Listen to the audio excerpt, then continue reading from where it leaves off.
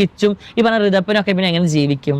സത്യത്തിൽ അവരുടെ ആ ഒരു കുടുംബം നശിപ്പിക്കുവാണ് നമ്മൾ മനുഷ്യരെല്ലാം കൂടെ ചെയ്യുന്നത്. അവരെന്തേച്ച് ചെയ്തോട്ടെ, നിങ്ങൾക്ക് അതുകൊണ്ടൊരു ഉപകാരം ഇല്ല, ഒരു ഉപദ്രവം. എന്തിനാണ് അവര് എന്ത് പ്രശ്നമുള്ളത്? മകൻ എന്ത് പ്രശ്നം? മകൻ ഇത്ര കാലം എവിടെയായിരുന്നു മകൻ തുറന്നു പറയേണ്ടത്?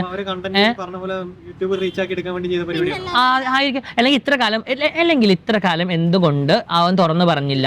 ഈ ജാസി ശ്രീലക്ഷ്മിയൊക്കെ ഇതിരുന്ന് സംസാരിക്കാൻ എന്ത് യോഗ്യതയാണ് ഇവർക്കുള്ളതെന്നാണ് ഞാൻ ചോദിക്കുന്നത്. ഈ ശ്രീലക്ഷ്മി എന്ന് പറഞ്ഞാൽ എവിടെ എന്തൊരു പ്രശ്നം വന്നാലും അവിടെ വന്ന് ചാടി കയറി അതിനെ സപ്പോർട്ട് ചെയ്യുന്ന ഒരു സംഭവമാണ് ഈ ശ്രീലക്ഷ്മി എന്ന് പറയുന്നത്. ആ ജാസി എന്ന് പറയുന്നതോ, ജാസി എന്നാണ് അവൻ മനസ്സിലാക്കിയത് അവനൊരു പെണ്ണാണ് എന്ന്? ഒരു പെണ്ണിന്റെ ജീവിതം നശിപ്പിച്ചതിന് ശേഷം ഇവർ പറയുന്നുണ്ട് കിച്ചുവിന് 18 വയസ്സായപ്പോൾ ഇവന്റെ അച്ഛൻ മരിച്ചതാണ്. അന്ന് മുതൽ ഇത് തുറന്നു പറയാൻ 23 വയസ്സ്. ആൻഡ് ഓൾസോ ട്രോമ എന്നാണ്, ട്രോമ ഇപ്പോഴാണോ മനസ്സിലായെന്ന്? അപ്പം ഞാൻ ചോദിച്ചോട്ടെ, ഒരു പെണ്ണിന്റെ ലൈഫ് നശിപ്പിച്ചതിന് ശേഷമാണോ ജാസിക്ക് മനസ്സിലായത് ഞാനൊരു പെണ്ണാണെന്ന്?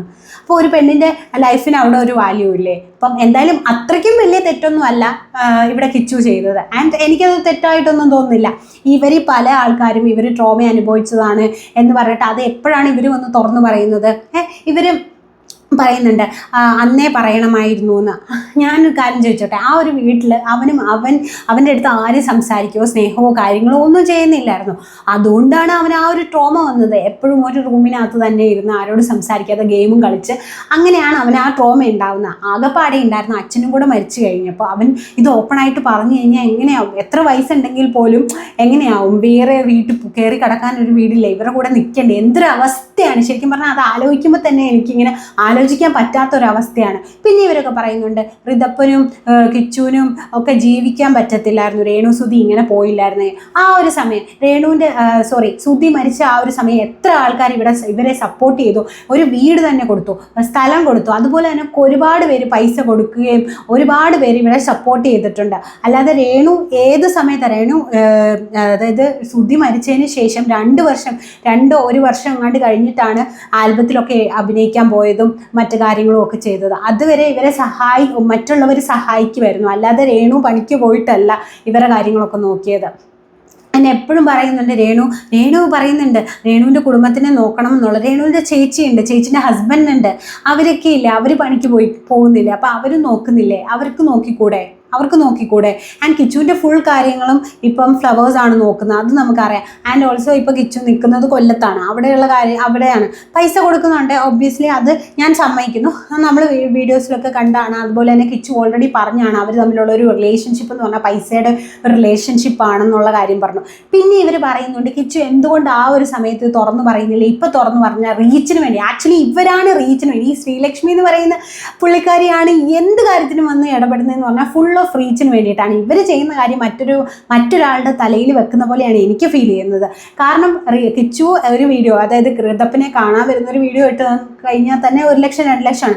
ഇവനെ ഇപ്പം തന്നെ ഈ കഴിഞ്ഞ ഇടയ്ക്കാണ് ചാനൽ തുടങ്ങിയത്, അപ്പം തന്നെ 1 ലക്ഷത്തിന് മുകളിലുണ്ട്. ആൻഡ് വീഡിയോ എടുത്ത് നോക്കിക്കഴിഞ്ഞാൽ അറിയാം എല്ലാത്തിനും നല്ല വ്യൂസ് ഉണ്ട്.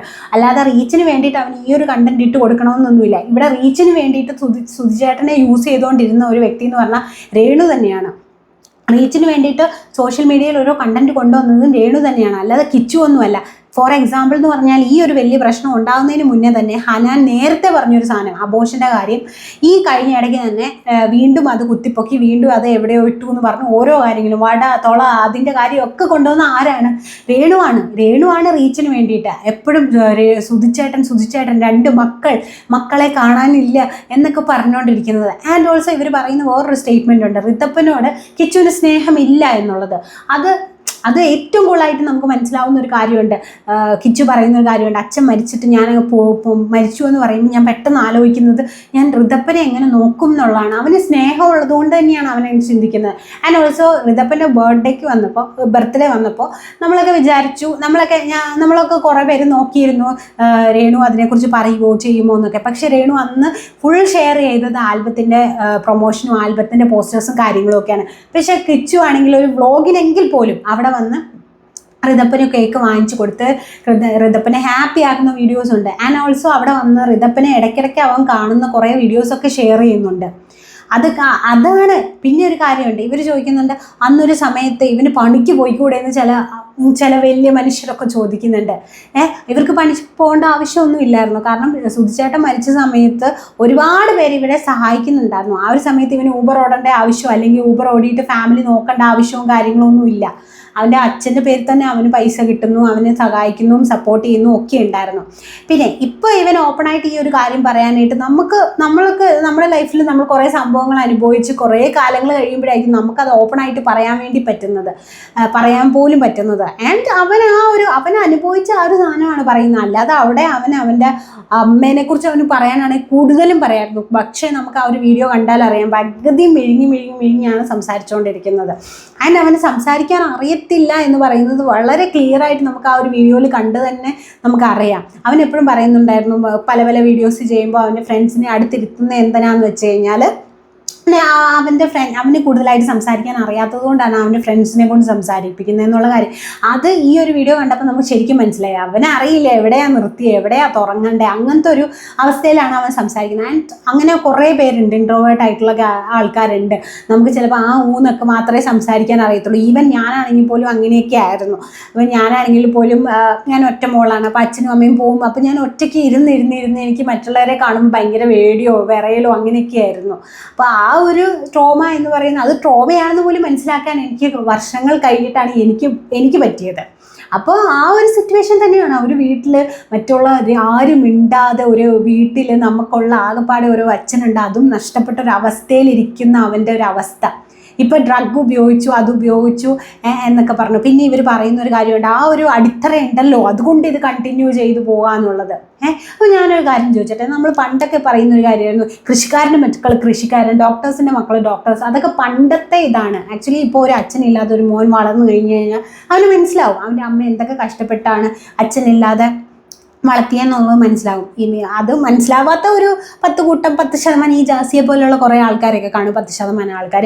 എന്നാൽ കുറേ ആൾക്കാർക്ക് എന്താ പറയുക, എൻ്റെ അമ്മ ഇത്രയും കഷ്ടപ്പെട്ടു, അതുകൊണ്ട് എൻ്റെ ലൈഫിൽ ഞാനത് റിപ്പീറ്റ് ചെയ്യില്ലെന്ന് വിചാരിക്കുന്ന ഒരുപാടുണ്ട്. പിന്നെ ഇവിടെ കിച്ചു ആ ഒരു ക്യാരക്ടർ തുടങ്ങിയിട്ടില്ല എന്നുള്ളൊരു കാര്യമുണ്ട്. അതെന്താണെന്ന് വെച്ച് കഴിഞ്ഞാൽ കിച്ചു അത് കൺഫസ് ചെയ്തു, ഞാൻ യൂസ് ചെയ്യുമായിരുന്നു, പക്ഷെ ഞാൻ അതിന്നൊക്കെ വെളി വന്നു എന്ന് അവൻ പറയുന്നുണ്ട്. അവനത് ഓപ്പണായിട്ട് പബ്ലിക്ക് വന്ന് പറയുന്നുണ്ടെങ്കിൽ ഇപ്പോൾ അവൻ ഒരിക്കലും അത് യൂസ് ചെയ്യുന്നുള്ളത് കൊണ്ടല്ല, അവന് അതിൻ്റെ നെഗറ്റിവിറ്റി മനസ്സിലായി. അവൻ പറഞ്ഞു ഇവനൊരു കുഴി കിടക്കുമ്പോൾ ഫ്രണ്ട്സ് അവനെ പൊക്കി ആൻഡ് ഇപ്പോൾ കണ്ടിന്യൂ ചെയ്യാൻ ഒരാളുണ്ട് എന്നുള്ളത് പറയുന്നുണ്ട്, ഓപ്പണായിട്ട് തന്നെ അവൻ പറയുന്നുണ്ട്.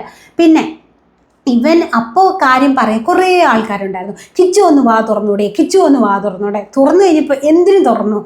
അമ്മേനെ അച്ഛനെ ഇതാക്കാൻ വേണ്ടി അവൻ തുറന്നു, അവൻ നെഗറ്റീവായിട്ട് പറയാൻ വേണ്ടി വാ തുറന്നു എന്നുള്ളതാണ് ഇപ്പോൾ കുറേ ആൾക്കാർ പറയുന്നത്. പറഞ്ഞാലും കുറ്റം, പറഞ്ഞില്ലെങ്കിലും കുറ്റം. ഇതെന്താണ് ഗൈസ്? ഇതുപോലെ കുറേ എണ്ണങ്ങളുണ്ട്. ഞാനൊരു കാര്യം ചോദിച്ചാൽ, ഈ ജാസി ശ്രീലക്ഷ്മി എന്താണ് ഇവർക്കൊക്കെ പറയാനുള്ള ഒരു, അറ്റ്ലീസ്റ്റ് ഇവരുടെ സത്യം പറഞ്ഞാൽ ആദ്യം അവനവൻ്റെ കണ്ണിലെ കരട് എടുത്തിട്ട് മറ്റവൻ്റെ എടുക്കാൻ പോവുക. അതാണെങ്കിൽ എനിക്ക് എല്ലാവരോടും പറയാനുള്ളത്.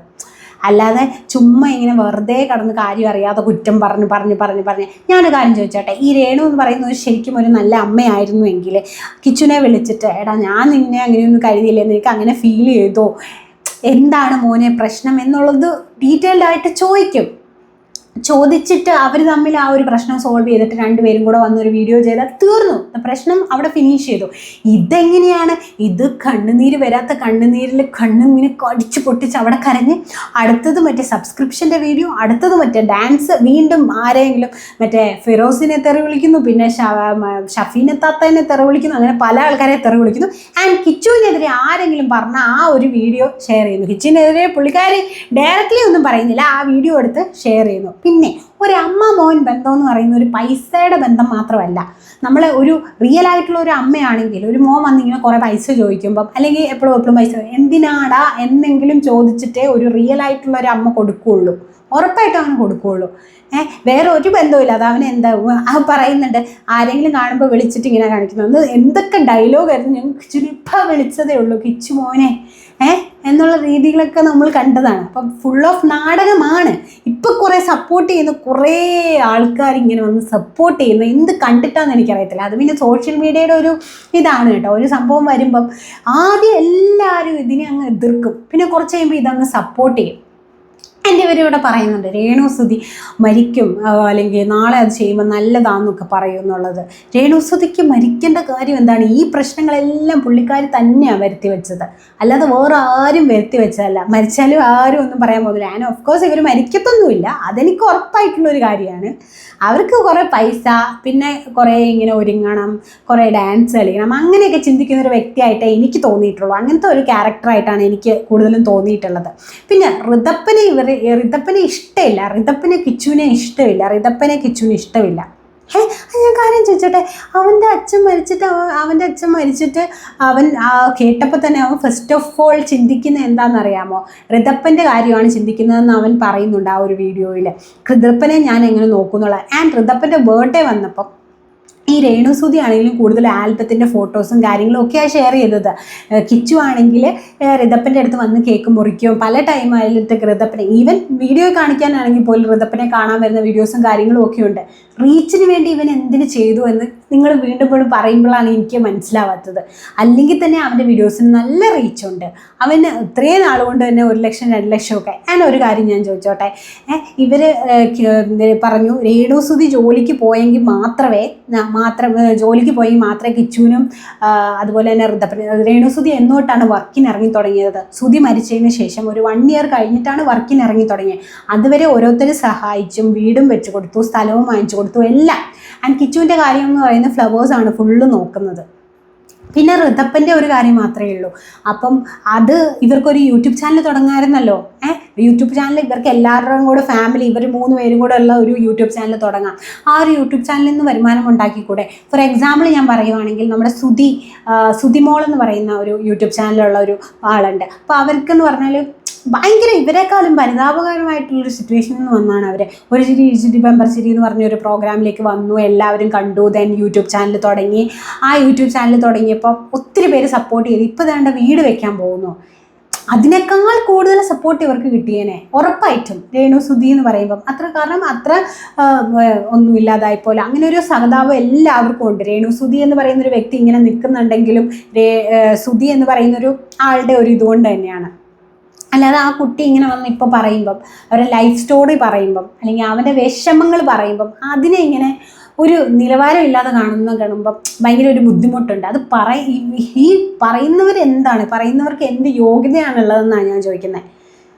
അതാണ് ഞാൻ ചോദിക്കുന്നത്.